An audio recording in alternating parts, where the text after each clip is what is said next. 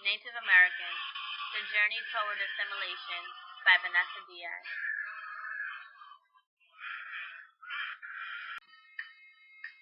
Meet Katerina. She is of Native American descent and will be taking you on a trip to the past. There you will see how her ancestors lived and struggled for their rights since the Europeans discovered America. Hi, I am Katerina, and I first want to give you a brief look into the past. When the settlers came to America in the late 15th century, they tried to make the Indians follow their ways. When they saw it was not working, Congress passed the Indian Removal Act of 1830. Under this law, the federal government provided funds to negotiate treaties that would force the Native Americans to move west. The Cherokee Nation refused and fought the government through courts. A few years later, the U.S. troops rounded up the Cherokee and escorted them to camps to await their journey. Now we will fast forward to the year 1876. Sitting Bull, a Sioux chief, had a vision of soldiers and Native Americans falling.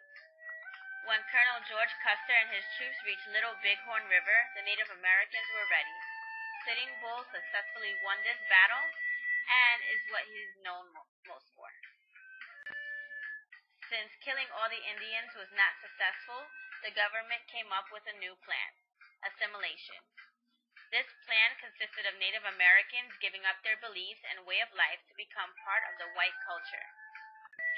Children were forced to cut their hair.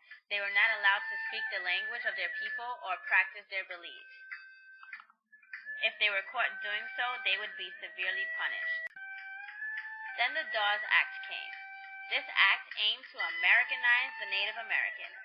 The act broke up the reservations and gave some of the reservation land to individual Native Americans. They had 160 acres to each head of household and 80 acres to each unmarried adult. The remainder of the land would be sold to settlers, and the income made would be given to the Native Americans. However, the Native Americans received no money, and whites had taken about 2/3 of the territory.